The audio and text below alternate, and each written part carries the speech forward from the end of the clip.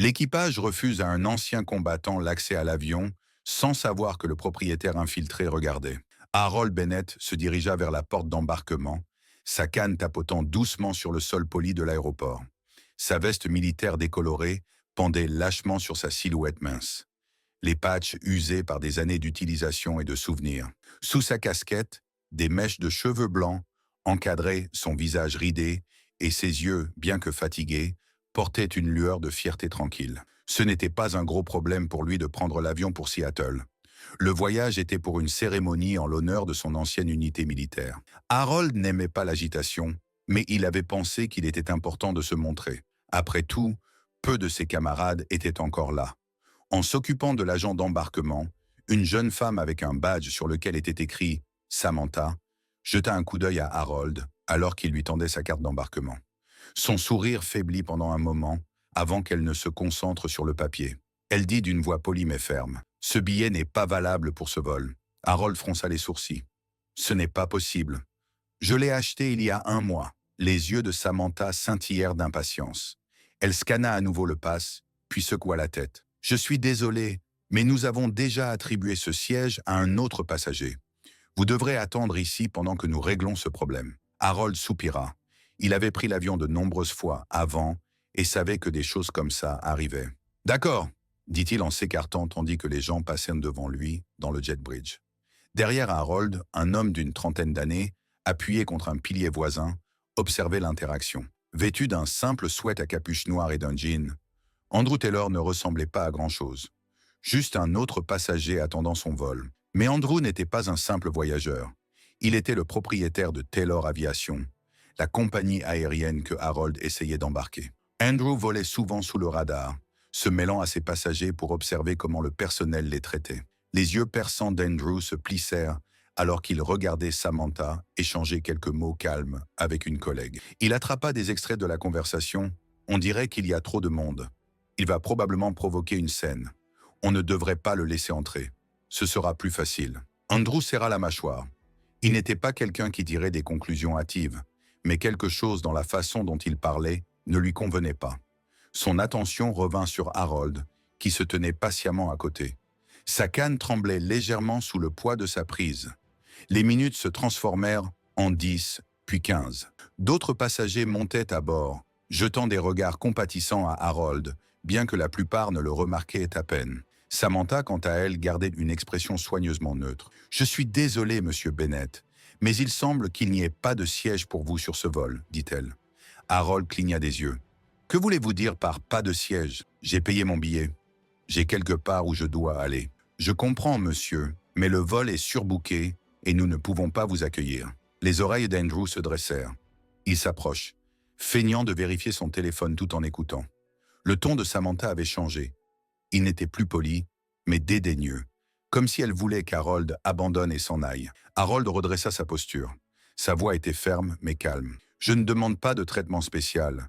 Je veux juste le siège pour lequel j'ai payé. » Un sourire narquois joua sur les lèvres de Samantha. « Monsieur, ne rendons pas cela difficile.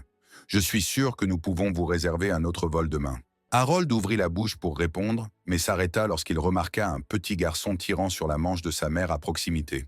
Le garçon désigna la veste d'Harold et murmura quelque chose à propos des médailles épinglées dessus. La mère adressa à Harold un sourire crispé avant de presser son fils, visiblement mal à l'aise. Andrew ne pouvait plus le supporter. Il s'avança, sa voix calme mais autoritaire. « Excusez-moi, dit-il. Quel est le problème ici ?»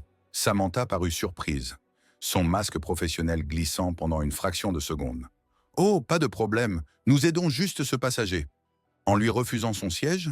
demanda Andrew en levant un sourcil.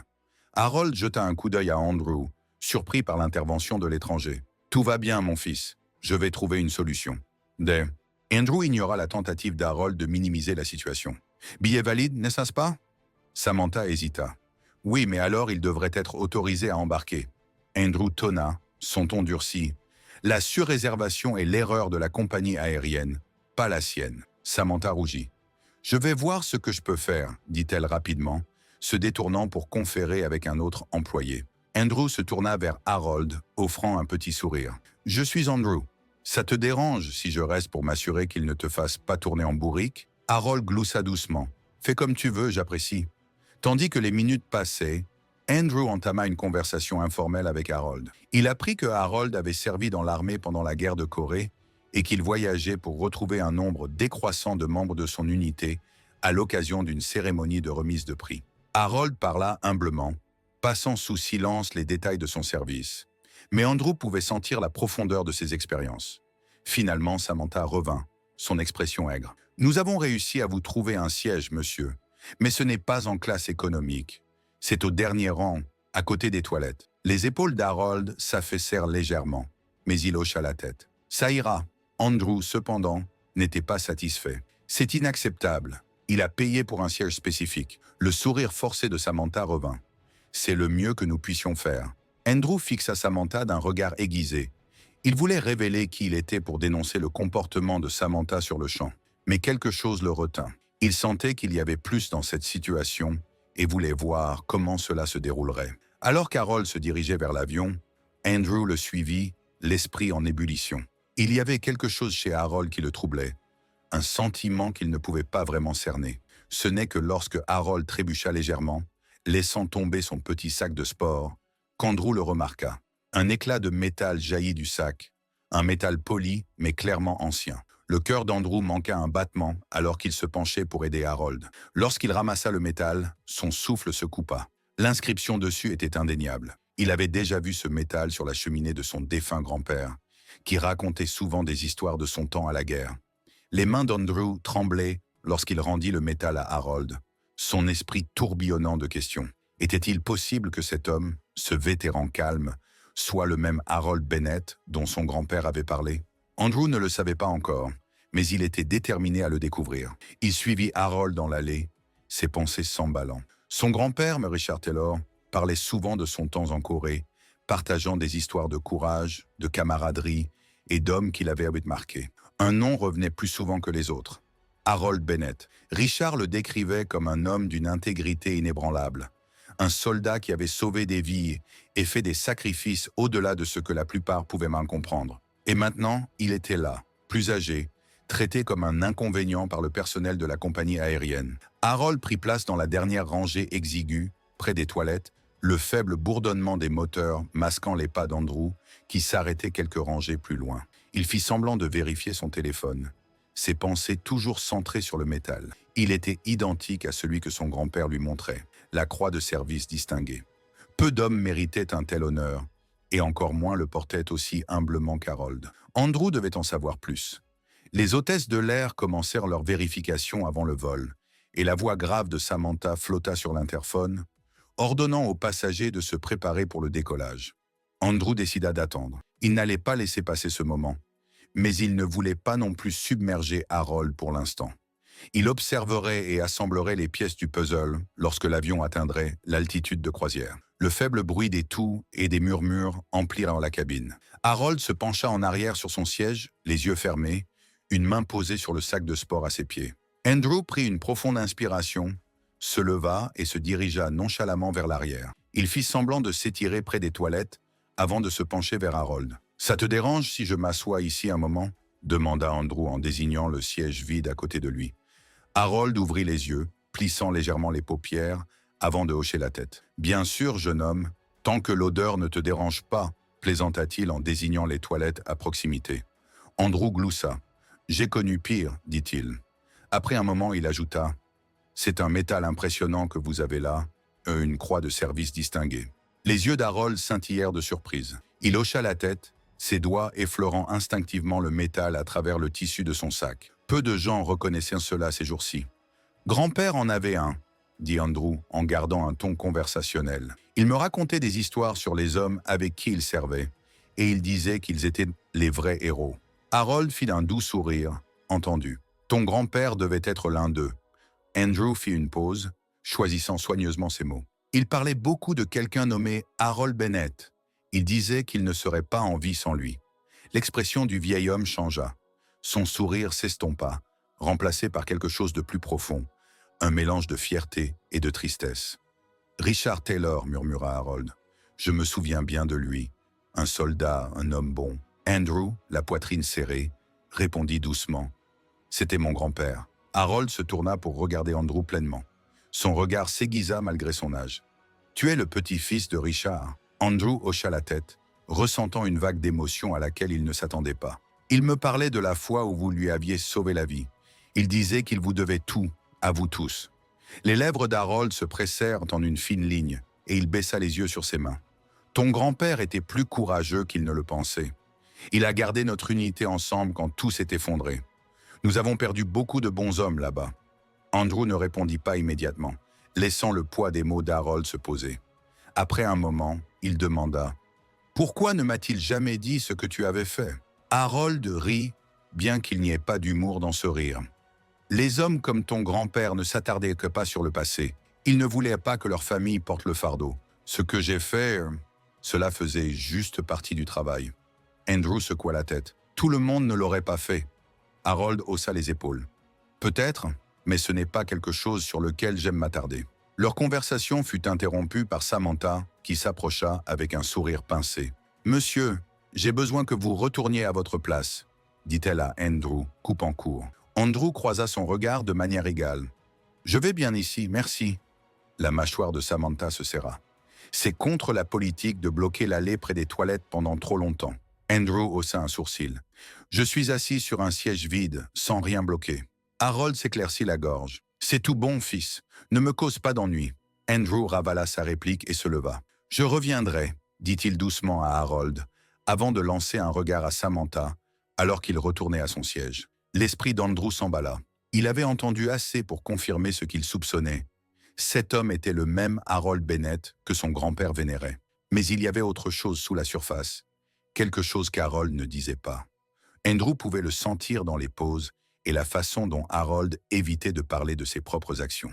Il portait un fardeau, et Andrew était déterminé à le comprendre. Il sortit son téléphone, parcourant ses emails jusqu'à ce qu'il trouve ce qu'il cherchait.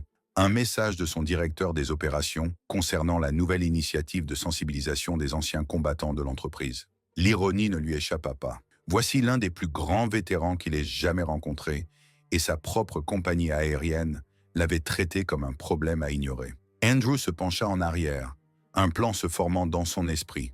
Il n'allait pas simplement s'excuser auprès d'Harold, il allait arranger les choses. Alors que l'avion amorçait sa descente, Andrew retourna au siège d'Harold, ignorant les regards des hôtesses de l'air. Il s'accroupit à côté du vieil homme et parla doucement. « Quand nous atterrissons, puis-je vous offrir une tasse de café? Il y a quelque chose que je veux partager avec vous. » Harold haussa un sourcil, mais hocha la tête. « Bon, fils, je suppose que j'ai le temps. » Andrew sourit, un soulagement le submergeant. Le reste des passagers, trop occupés à préparer l'arrivée, ne remarqua pas l'échange. Mais Andrew savait que ce n'était que le début. Il ne comprenait pas complètement pourquoi, mais il ressentait une profonde responsabilité envers cet homme, non seulement pour ce qu'Harold avait fait pour son grand-père, mais pour tout ce qu'il représentait. Alors que l'avion atterrissait et que la cabine se remplissait de l'agitation habituelle, Andrew resta près d'Harold, rêvant silencieusement qu'à la fin de la journée, Harold Bennett obtiendrait le respect qu'il méritait.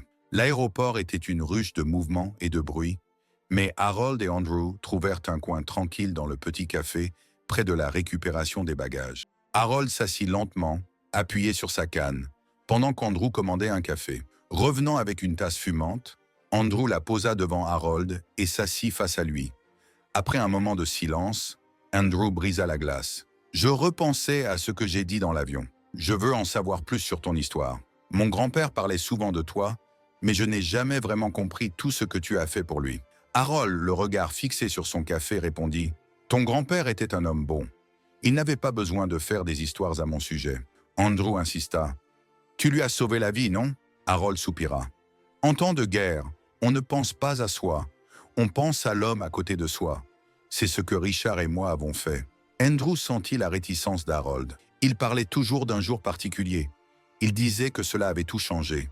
Harold, la main tremblante, murmura « C'était le pire jour de ma vie. » Après une pause, il continua. « En 1951, nous étions coupés dans le territoire ennemi, chargés de tenir une position critique. Richard et moi faisions partie d'une escouade, envoyée en éclaireur. Nous sommes tombés dans une embuscade. La moitié de notre unité n'a pas survécu. Richard, blessé à la jambe, était coincé. Je devais choisir, le laisser ou risquer ma vie pour le sauver. Je l'ai traîné sous le feu ennemi jusqu'à l'unité. Andrew, bouleversé, demanda Et c'est comme ça que tu as reçu la croix du service distingué? Harold répondit. Non, ça c'est venu plus tard. Le vrai combat a eu lieu lorsqu'un assaut général a été lancé.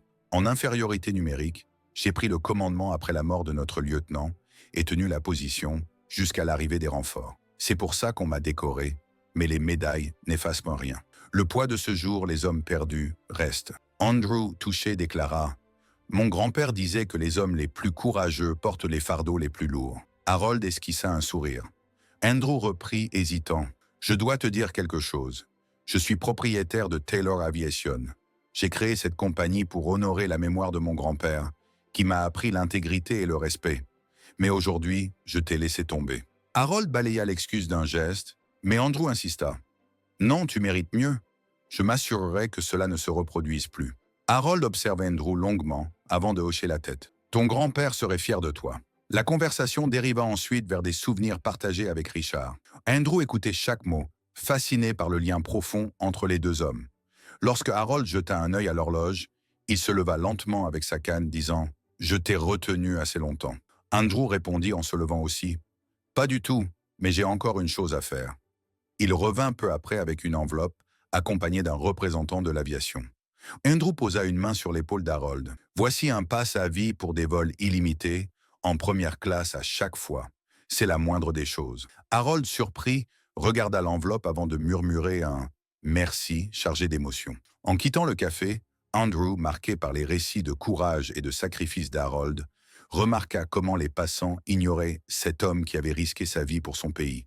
Sa mâchoire se serra en repensant à la façon dont l'équipage avait traité Harold. « As-tu déjà parlé publiquement de tes expériences ?» demanda Andrew. Harold répondit avec un sourire fatigué. « Peu de gens veulent entendre des vieilles histoires de guerre. » Mais Andrew insista. « Ton histoire compte.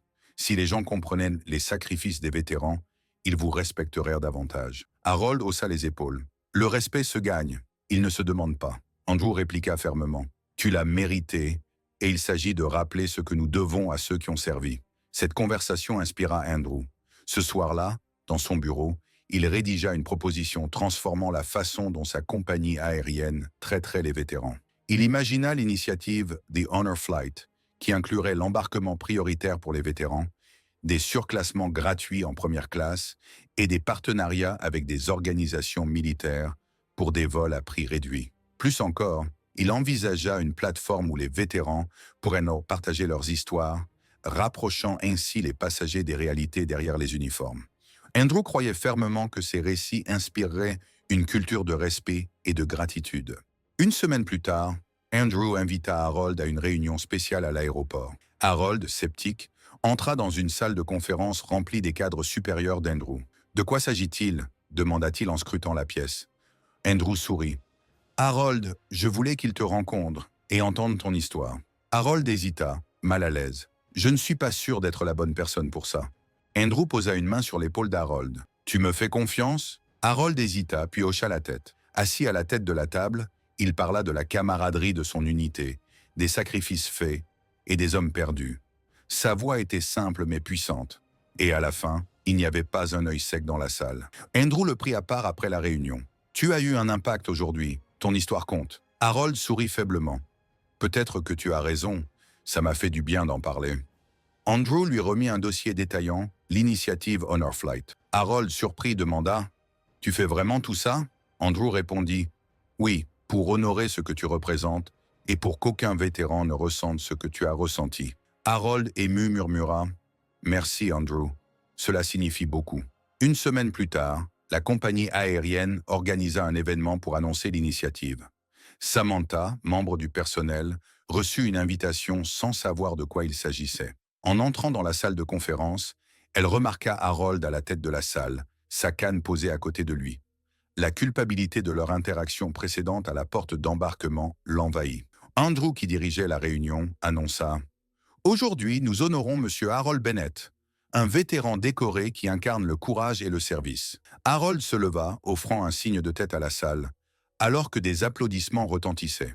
Samantha, assise au fond, sentit sa culpabilité grandir en entendant Harold raconter une brève histoire sur son service. Lorsqu'Harold termina, Andrew reprit la parole, son ton devenant plus ferme. « L'histoire de M. Bennett montre les sacrifices des vétérans, mais aussi combien il est facile de négliger ceux qui ont tant donné.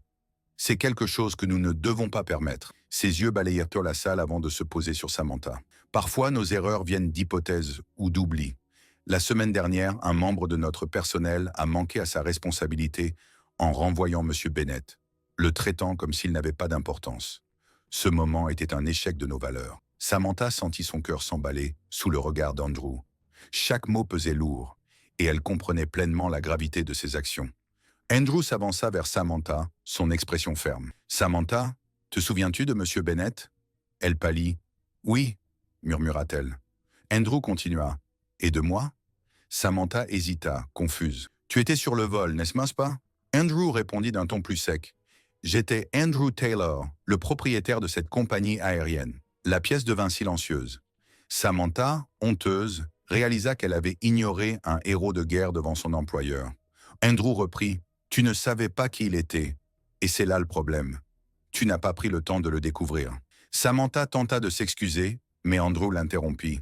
« Les intentions ne comptent pas, seules les actions importent. Ce que tu as fait était irrespectueux et une occasion manquée d'honorer quelqu'un qui méritait mieux. » Les yeux de Samantha se remplirent de larmes. Andrew, d'un ton plus doux, expliqua. « Nous sommes ici pour garantir que cela ne se reproduise plus. Il s'agit de chaque vétéran et de chaque passager qui mérite respect et dignité. » Il se tourna vers Harold. « Monsieur Bennett, avez-vous quelque chose à dire ?» Harold répondit calmement. « Nous faisons tous des erreurs.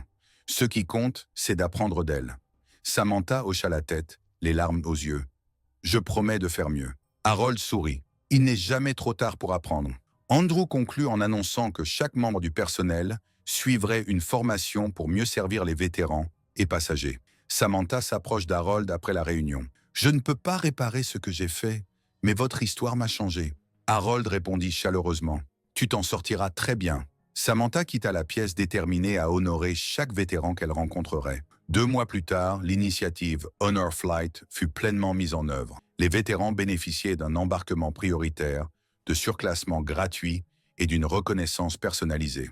Le programme attira des éloges médiatiques et des organisations de vétérans. Andrew planifia un hommage spécial, un avion dédié à Harold Bennett. Lors de la cérémonie, Harold arriva, accueilli par Andrew. « Heureux de te revoir, Harold. » Le hangar était rempli de vétérans, d'employés et de journalistes. Samantha, transformée, avait pris un rôle actif dans l'initiative, s'assurant que chaque vétéran se sente valorisé. Andrew monta sur scène devant un avion recouvert d'un voile. « Aujourd'hui, nous célébrons les personnes qui ont rendu cela possible, » dit-il en désignant Harold, assis au premier rang. « Harold Bennett est l'une de ces personnes, » commença Andrew. Son courage, son humilité et son histoire nous ont inspirés à créer un programme qui garantit qu'aucun vétéran n'est jamais négligé. Mais les mots ne suffisent pas pour honorer quelqu'un comme Harold. Nous avons décidé de faire quelque chose de plus. Avec un signe de tête, Andrew ordonna de retirer la couverture. La foule haleta alors qu'une fresque spectaculaire d'un soldat saluant sur fond de drapeau américain fut révélée sur un avion. En lettres majuscules, le nom d'Harold Bennett était inscrit avec le slogan « Un héritage de courage ». Les yeux d'Harold s'écarquillèrent. Sa main trembla en serrant sa canne. La foule éclata en applaudissements. Andrew descendit de la scène, s'agenouillant à côté de lui. « Cet avion vous est dédié, ainsi qu'à tous les vétérans. À chaque décollage, il portera votre héritage. » Harold, ému, murmura « Je ne sais pas quoi dire. » Andrew sourit. « Vous n'avez rien à dire. C'est pour tout ce que vous avez fait. » Samantha s'approche timidement. « Monsieur Bennett, merci pour votre service, pour votre patience et pour m'avoir donné une chance de grandir. » Harold lui répondit avec chaleur. « Tu as fait du bon travail, jeune fille. Continue comme ça. » La cérémonie terminée, Harold posa pour des photos avec Andrew devant l'avion, répondant humblement aux questions des journalistes. Malgré les éloges, il détourna l'attention vers les hommes avec lesquels il avait servi. Lorsque la foule se dispersa, Harold dit à Andrew « Tu n'étais pas obligé de faire tout ça. » Andrew répondit fermement « Si, je le devais. Pas seulement pour vous, mais pour chaque vétéran. Vous avez inspiré quelque chose de plus grand que nous tous. » Harold monta ensuite à bord pour le vol inaugural, un voyage symbolique transportant des vétérans et leurs familles. Alors que les moteurs rugissaient, il regarda par la fenêtre et vit son nom inscrit sur la queue de l'avion. Un rare sourire illumina son visage. Pour la première fois depuis longtemps, il se sentait vraiment vu. Non seulement comme un vétéran, mais comme une personne dont la vie avait fait une différence. Andrew, debout à côté de Samantha, regarda l'avion décoller. « Ce n'est que le début, dit-il. » Samantha hocha la tête. « Merci à vous et à Monsieur Bennett.